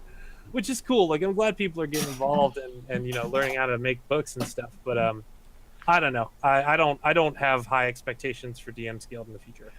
And I think so it was given a shitty way to indirectly control the marketplace on behalf of not even WotC but Hasbro. Yeah, again, I think too many people got burned by the D20 boom, and they saw all this money, that people making money off their product, and they're like, we don't want this to happen again. I do know with that they've moved Adventures League adventures from like you don't get paid in cash anymore. You get they're on the DM's Guild. Yeah. All the sales there go to you at a slightly better rate, which I know there's a lot of people upset about that at the time. But the numbers have come out, and they're actually making more money now for people who write Adventures League stuff. Like on average, Teos Abadia and James DeCasto have both released like the numbers of, hey, here's how much money we've made off of DM's Guild stuff. Like they break everything down like month by month sale price. Check their individual blogs for that. You get a really good breakdown of how much they've made, and it wasn't amazing, but it wasn't bad. I mean, for the top of the pile though, like, Oh yeah, MT Black, I think, who has sold the most. Like he's made a ton of money, which I'm not a fan of a lot of his stuff. So, actually, I say it. Some of it's really good. I had a couple small pet peeves. Anyway, sorry, we've strayed pretty far from the original that's topics. okay. So yeah, Mike, are you hitting something up on Fifth Ed here? Is that what you're talking about? We're still talking about. oh yeah, I mean, yeah, I guess we have skipped it. Well, to add to the Starfinder stuff, you can find three of the iconics are up on the Paizo blog: Keskodai, Isif, and Obozaya. I'm gonna see if I can get them up on the screen here. Yeah. 1 second. But yeah, here they come. Da, da, da. There we go. Okay, now they're up. There we go. See that left. I'm really glad it doesn't show my bar up top, which is nice.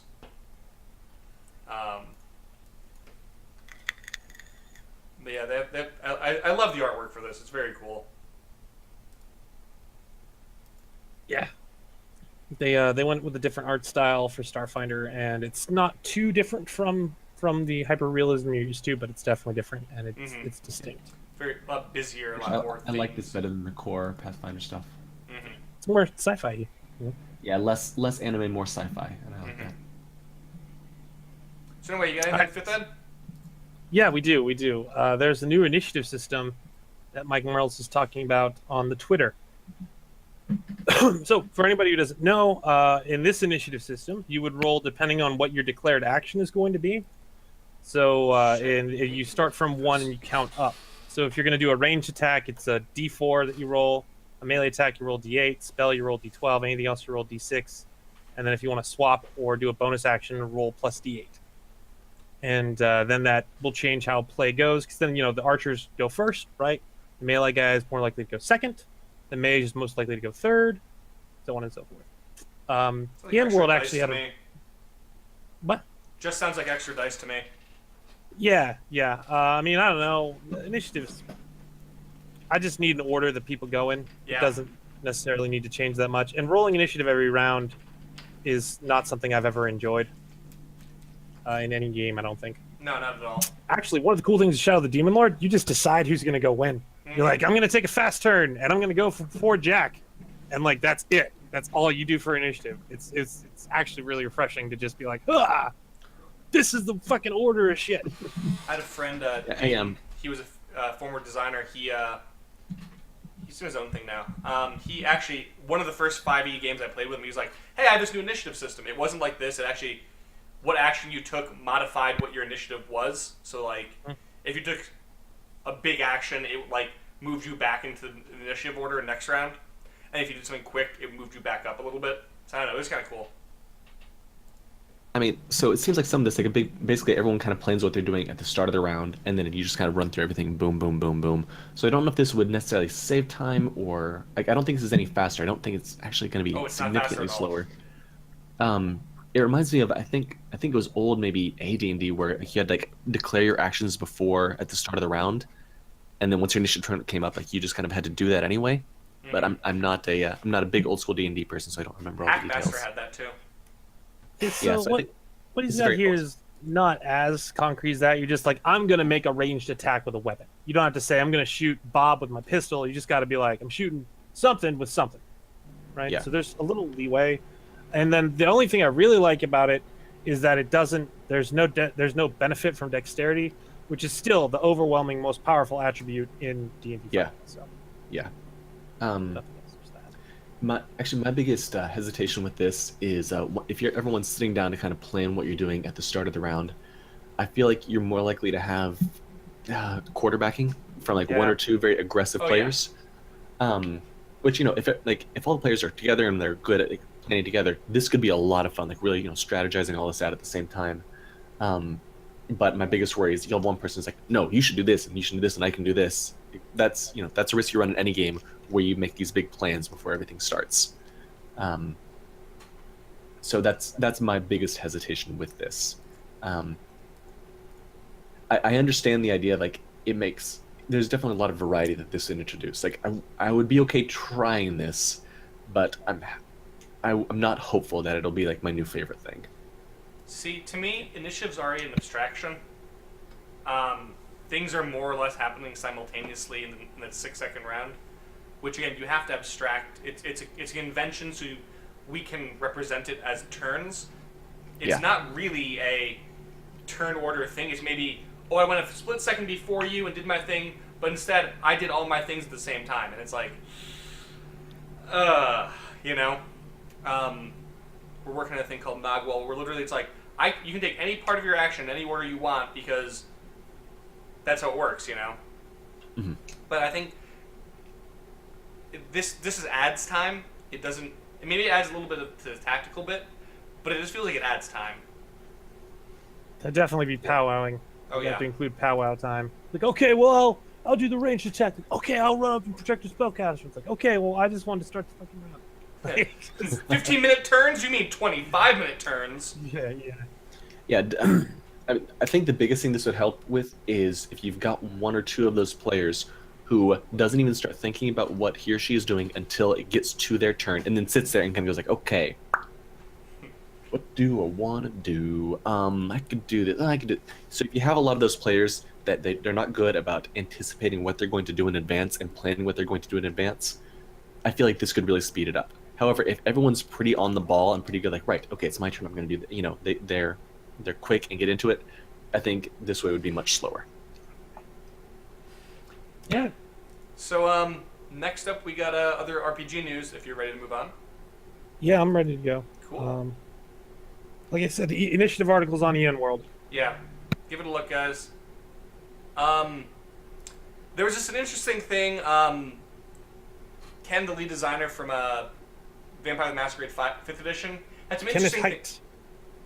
Yeah? Kenneth Hite.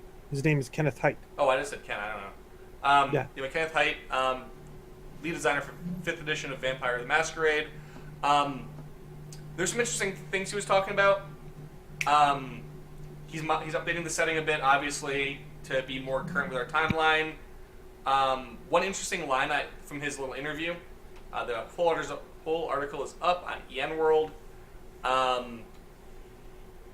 It's very interesting. I mean, there's a lot in there. He has a few quick blurbs, but I like the bit where he said, I don't know if I like it. I built this up enough. Where he says, I'm designing the vampire book. Everyone else designed their own book with their own game. And I'm like, ooh. That's one of the things I actually liked about Vampire the Masquerade was you can buy these totally different books that focus on totally different things, and they sort of kind of somewhere meet, you know what I mean? Like Dark Heresy does something similar to that. With the 40k lore. Like, if you have a Space Marine in that game and you meet a Hive scum, I understand the it doesn't con. I don't think Vampire did it very well, but okay, keep going. work. Well, here, I like that they existed in the same mechanical universe. Yeah, the implementation wasn't great, but I don't know. I just thought it was interesting. I mean, we keep talking about who has the most rabid fans. I don't know. You ever seen anyone Ken's from a got Vampire lore? some pretty Yeah. strong fan base too. Him and what's his buddy? They're always doing the podcast. Ken and Rob talk about stuff. What the fuck is Rob's name? Robin D. Laws. Robin D. Laws, the other half of his crew. And what Ken just did a bunch of stuff like Cthulhu and the big Dracula dossier last year. Mm-hmm. Oh yeah, the Night's Black Agent Yeah. version, yeah. So I'm sure it'll be good. And they flew him out to Germany, to a con, I guess, to finalize a lot of the stuff for the Vampire deal. And I imagine he got a lot of good stuff there in Berlin. So yeah. So the next thing is Cubicle 7. yes. So I knew that the Warhammer 40k licenses were being hashed out, and it looks like Cubicle 7 will be getting the Warhammer Fantasy RPG license.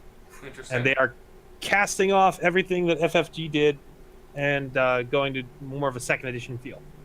So Interesting. if you are into Warhammer Fantasy, there you go, folks. It's on the way. I'm not familiar with Cubicle 7. What else have they done? They have Lots of things. Shadowrun right now, I think, Yep. don't they? They have Shadowrun. I thought Catalyst had Shadowrun. Oh, maybe it is them now. Cubicle 7 had it for a little while. They have the One they Ring, did Dr. One Who. Ring. Yeah. They're one of those things like Margaret Weiss who are more like license focused. Oh, I would love any Gotcha. license. But yeah, that I trans- like my license. the I don't know, it's a big shift. Games Workshop, things that were like this for a long time. It's interesting to see that kind of team being broken up a little bit. Yeah. Well, I mean, yeah, I shouldn't talk too much. All right, Mom. I guess that's a sign to move on. Yeah. John, have you seen Guardians of the Galaxy 2 yet? A few times, yeah. It came out a week earlier in the UK, so I was able to catch it a few extra times. Okay, fine, Excellent. good. Hey, Mike, we actually have a guest who's seen it, so we can talk about it after it came out. How long ago? Spoiler warning for anyone watching. Yes, Guardians of the Galaxy Run 2 away spoiler if warnings. you want to do that. So yeah, honestly, I if you guys follow my Facebook, I publish a list of top Marvel articles or movies and everything in the universe. Even weeks later, it's still sitting at number 1 for me. Are you for real? Yeah, it is. I fucking loved it. I loved every goddamn second of it.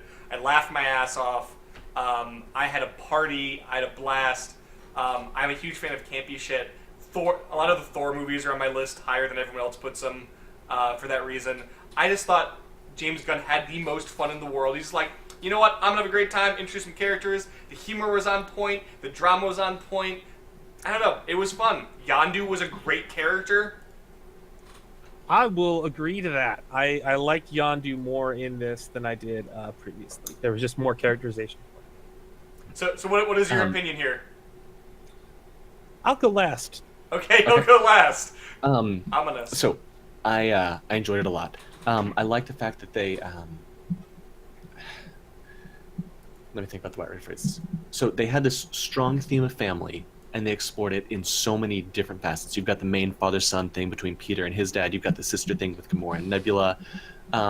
You've got the weird Baby Groot thing. You've got talking about love and family with Drax and kind of how he relates to Mantis. Like, you've got all these different aspects of this one solid theme, and I thought it was really well done and give all the different characters a chance to shine in different ways. And I think, Totally. considering how big the cast was, it did a great job of letting everyone have their nice little moments. Of course, humor was on point. I mean, I was laughing uproariously like the majority of the time. I mean, some of the jokes are dumb, and they're still, I'm fine with that. It's okay. The costume design for that show or movie was phenomenal. Like the part with all the weird yellow sex bots. Yep. Like, just watching the background, all the different characters that were there. Like, the costume designers for this show, like, you can tell they're just like, yeah, we're gonna go crazy. We're gonna look at all the old weird Marvel stuff from the 70s and 80s that were awkwardly bright colors and didn't make any sense at all, and we're just gonna go with it, and it's gonna be fine. Jack Kirby. Yeah, like, it's all the weird Jack Kirby stuff that, like, again, should not work, but somehow it just, but James Gunn made it work. The soundtrack in this one, so the first one was famous for having a really great soundtrack. Although I think it was a better quality songs in Guardians of the Galaxy 1, the way the songs were integrated into this one was much better.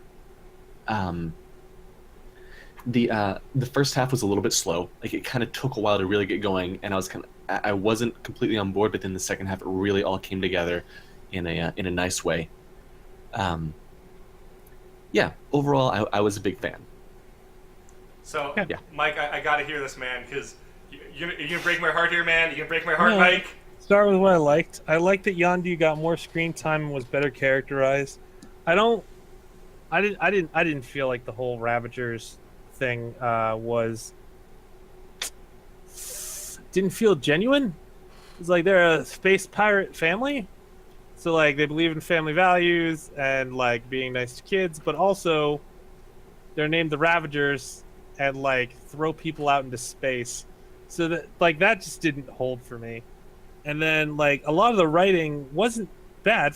On the whole, the writing was good. Like, I would say I'd give the script like probably a 90+ percentile grade, right? But when it was bad, it was like really bad. Oh, Like, come why on, are what you do talking mean? about them arguing over who should be like why they're in a space battle in the middle of a space battle? It's just like very obvious. That was her talent agent screaming at the director after like 2 hours to get her one extra freaking line in a place she really just shouldn't have had a line. But right? see, that's James Gunn. Have you seen like Super? Dude, Have you seen I do Super? not recall jarring, terrible moments like that from Super or the first Come on, it was Guardians so of the good. Galaxy. I love Like- those lines. That's what I loved about it. I know it sounds dumb, but I loved that. And then Drax, like, what did they do to Drax? Like, he was a funny, cool, likable character, and then they turned him into like a dickish buffoon. Is that the best way to put it? He was not in Like, the first movie still. Yeah, I don't know. I think they tried to force humor out of Drax in this movie, and every time that he said a joke, I felt like it was forced. See, I thought Dave Bautista was much better in this one than he was in the second one, Yeah. than he was in the first one. Oh, Because I could tell that I felt like at this point he's actually had acting classes. Like a lot of his lines, I thought were much like because the first time he was coming straight from wrestling, which is it's fine. That's his own skill set. But I felt like they were more comfortable giving him more screen time in this one because he handles things better now. I just wish they would have given him better dialogue. That was my only big problem with it. See, I felt like one of the things that the reason I was okay with Drax doing more stuff was because all these characters grew and their character development stuck. So we had Drax kind of get some kind of closure on the death of his family. In the first movie, that's his thing. That's all he was on about, like 2/3 of the time. And this one, he kind of allowed himself to move on and relax. He's hanging out with Star-Lord all the time. Peter Quill's rubbing off on him, and you can tell. And they're ribbing back and forth half. I thought that was great. I was not about with the changes of Drax. Oh, you broke my heart, man. You broke it. The other characters are okay, and like I did like the costume and set design, except for Nebula's eye, and I don't know why they did a close up on her face, because like up until the close up it looked totally dope and cool, and then you get up there and you're like, oh, somebody painted that thing onto her face. It's obviously makeup. It's not a prosthetic. Like and for all the frantic special effects that were constantly driving the movie. Like, to do that, like, what kind of bonehead move was that? That's like, and I've made this beautiful 9-course meal in this 5-star kitchen restaurant, and there's a dirty napkin. Here you go. Like, come on. I don't know. I think you're still calling it a 9-course meal though in a fancy restaurant, and you're griping about the thing on the napkin. Part of it, I think, is that my expectations are really high because I really like the original Guardians of the Galaxy. Okay. And then this whole movie just ended up feeling like they were forcing it, and they knew about maybe 30% of the way that they weren't going to make as good a movie, and they still tried to force it. I disagree. I would have just entirely. looked for a different direction. It was, So I disagree, but I was also going into something saying like the first one really caught me off guard and was really good. I'm probably going to hate this going in. And that's how it's actually a lot of the Marvel movies have been for me. Like I love the first Thor movie because I was walking into that one saying, are you Thor kidding 2 me? was This is shit, Thor. There's going to be a rainbow bridge. This is going to be awful. And then I really loved it. So going in, I found that going with a lot of the Marvel movies, the lower my expectations are, the happier that I've been. Like I was expecting Iron Man 3 to be great. And then, like, Yeah, no. After Iron Man 2, you thought Iron Man 3 was going to be great? after Avengers, I was really kind of excited. And I was happy. Okay, after Avengers. All right, that makes more sense. Actually, my biggest problem with Iron Man 3 was about half or towards the end, when Guy Pearce like ripped off his shirt and then he started breathing fire and he had like this weird like dragon tattoo on his chest. I thought he was gonna turn into Fing Fang Foom, and that was like the final mutation. So I spent the last like 20 minutes of that show being like, no, wait, what? Are they actually going to make him turn into a dragon man? And I was terrified and excited. Still And then it would've been didn't better than happen, Iron Fist. and I was kind of disappointed. But it probably was wise that he didn't turn into a giant dragon. Anyway, that's a separate thing. So real quick, I told you that Guardians 2 capped my list. Iron Man 2 and 3 were at the very damn bottom of it. That's fair. Yeah. And Thor 2 was also shit, I would posit. Okay, so all right. So here's the thing, right? I have a theory with Thor movies. When you're in the theater, people are fucking pumped for every damn second of it. And then they walk out and analyze it in their brain, they go, I hate it. I had a blast in Thor 2 from intro to credits, and then afterwards I started thinking on it and getting down on myself. I'm like, I enjoyed the hell out of that thing, though. I had fun. It's not the greatest Marvel movie. I didn't dislike it. I had a party. So, like, Michael Bay should direct the next Marvel movie? Is that your suggestion? My biggest thought with Thor movies, or problem with Thor movies, is if Chris Hemsworth or Tom Hiddleston aren't on screen, they're terrible. Yeah, and that's Whenever why... those two, Go ahead, sorry. whenever they're on screen, especially if they're on screen together, they're amazing, and it's funny. They've got chemistry. It's so good, especially Tom Hiddleston. and I like Chris Hemsworth. I like him a lot. But whenever it's just like Natalie Portman, like I was so disappointed by Natalie Portman in all these movies. I'm like, come on, you can do better than this. And like, and the villains weren't great. And yeah, That's a Marvel movie thing, though. as long as those two are on screen, then I'm happy. All right. So before we get too far away from the direction here, Mike, I hear you got a super scope. I got a super scope.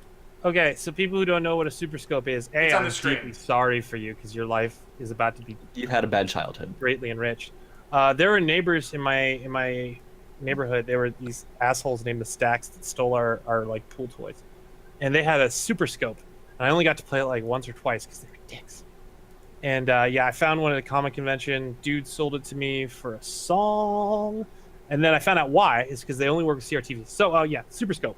It's like a bazooka that you put over your shoulder. It was the Super Nintendo answer to the Nintendo light gun, but it only works with CRTVs. So like before, it was impossible to find a super scope. I've been trying to find one and with like a working sensor and a cartridge for 20 years. And yeah, so now they're affordable. If you still have an old CRTV, you have to go find one and play it. It is so much fun. It's just as much fun as I remember being a kid. Every day I've gone up for like half an hour just to like shoot missiles out of the air and stuff. And it's a little weird now being an adult because you got to like get your eye behind the sight, and it's clearly made for a child, right? So oh yeah, there's this much space from the thing. But yeah, even Steph was having a good time with it, and yeah, I don't know, I'm just really happy I finally got a super scope because like that had been on my wish list for forever and ever. So Mike's childhood obsession with Nintendo products aside, the next thing on the list, this is very recent. Like literally, someone pointed this out to me like 10 minutes before the show happened today. They released the first stuff for the Castlevania animation, cartoon, whatever you want to call it, on Netflix. It is sick. Yes. It looks kind of Vampire Hunter D-ish, and I wonder why. You know? Well, they've been doing animated stuff for Castlevania for a long ass time. It just goes into their Game Boy DS games. Yep.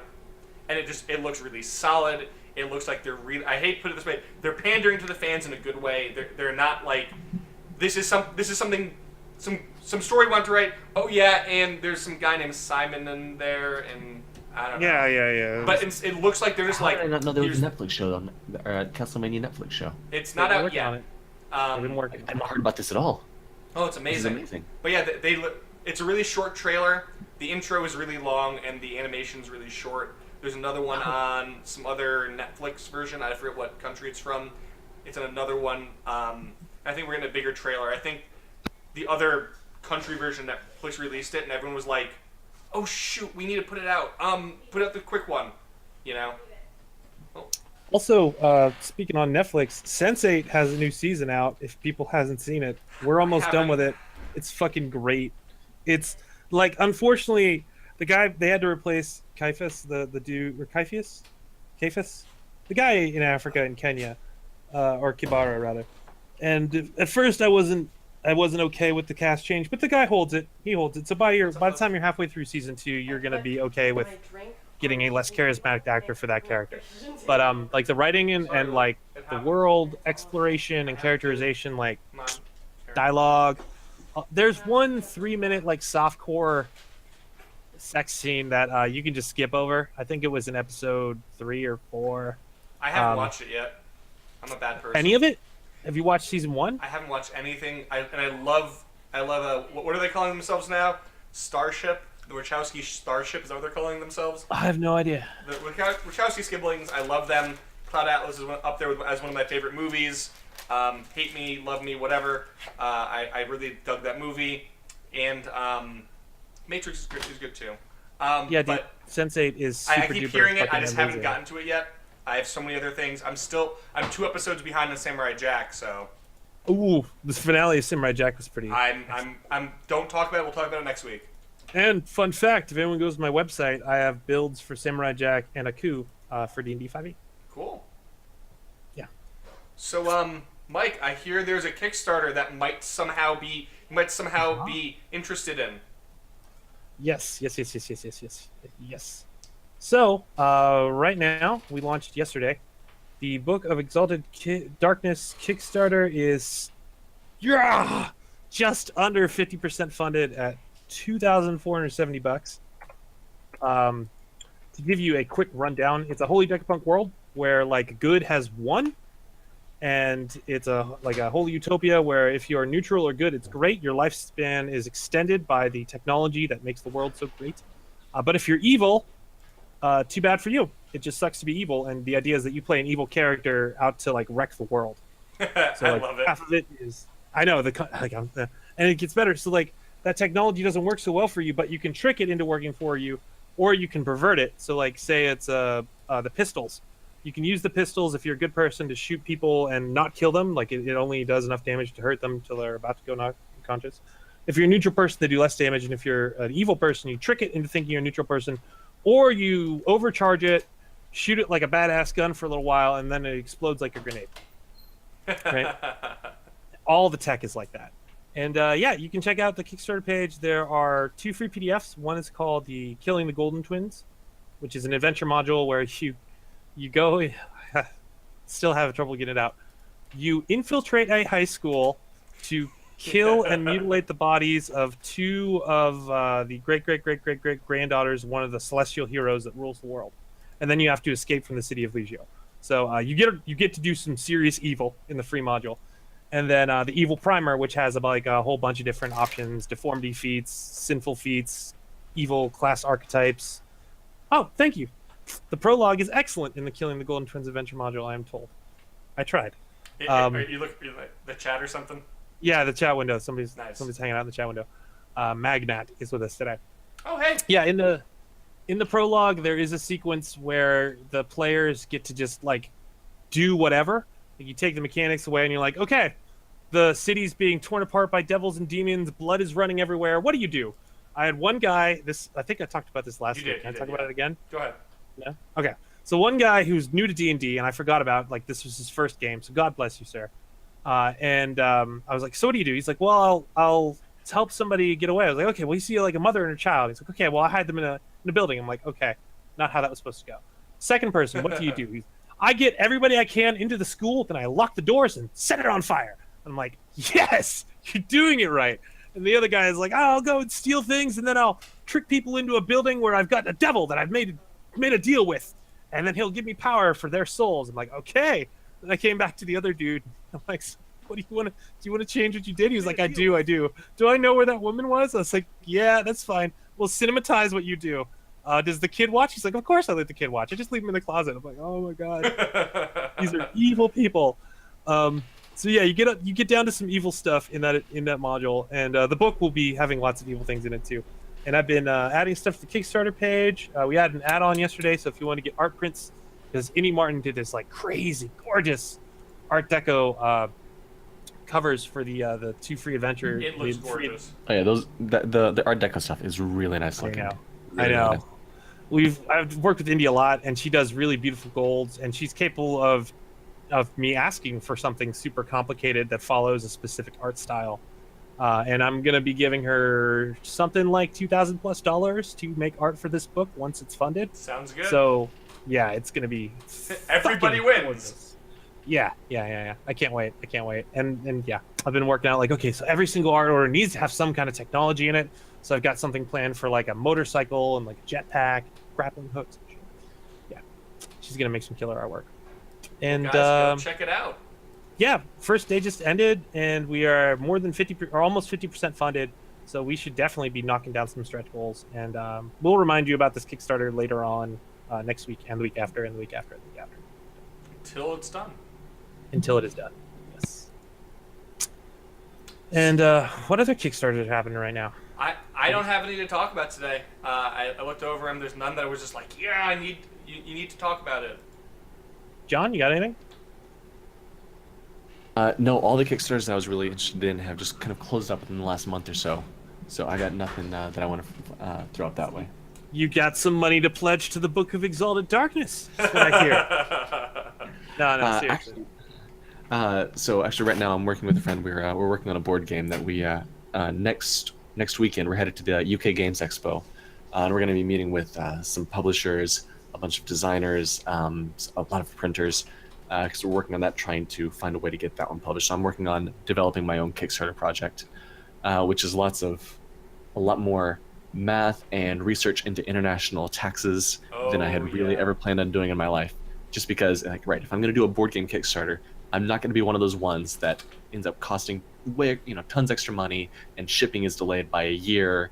And like, I'm going to have everything ready beforehand before I launch a Kickstarter. We are debating if we want to. Oh, sorry, go ahead. Yeah. So we've got the design. We've got a lot of the initial artwork. And so, just for everyone out there watching, good art is really expensive. Like, it's really expensive, but pay your artists because they need it.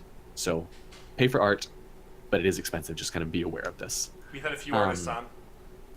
Yeah, it's so that's so if anyone up is around the UK Games Expo down in Birmingham next week, I'll be there. So find me, say hi, we'll play games. It'll be good. Yeah, that's kind of what most of my discretionary funds is going to right now, is all the initial, getting all the initial what's the word I'm looking for? Funding? Like print run stuff of that, or not print run, like kind of Proofing. Sample proof. That's the word I'm looking for. Thank you. The initial proof and art for my board game. So is that what you want to talk about today? Do you got another topic you want to hit on? Yeah. So yeah, I was going to talk about Edge of the Frontier a little bit. The other thing, I would say, if you're at the UK Games Expo, keep an eye out, and also just on Kickstarter in the future, for the board game called Necropolice.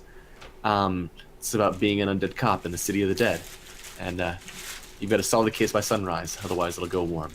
It's basically just a bunch of terrible jokes about the undead and police procedurals thrown on top of a kind of a 1v4 game where one person's the evil villain mastermind and everyone else is a member of the Necropolice, and you have to find out I love it.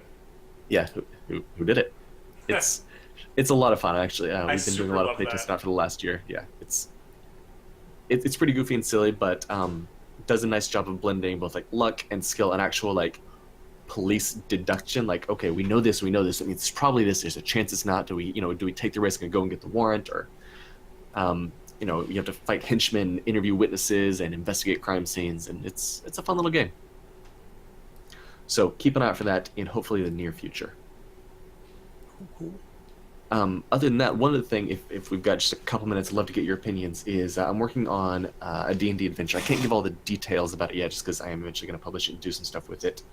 But survival horror in an RPG. What are the things that are necessary to make like a one-off adventure that you feel like in in D&D and these kind of things, you've got a lot of resources. You can like, oh, I'm hurt, I can heal myself magically, or you've got so many ways to bypass scary things. What do you think is necessary to have a survival horror feel in a tabletop fantasy RPG? Mike, you want to go first? You want me to do? I mean, I'm just gonna tell you to make thematic attributes, dude. I was gonna say something similar. My favorite one that to this day is Expedition to Castle Ravenloft.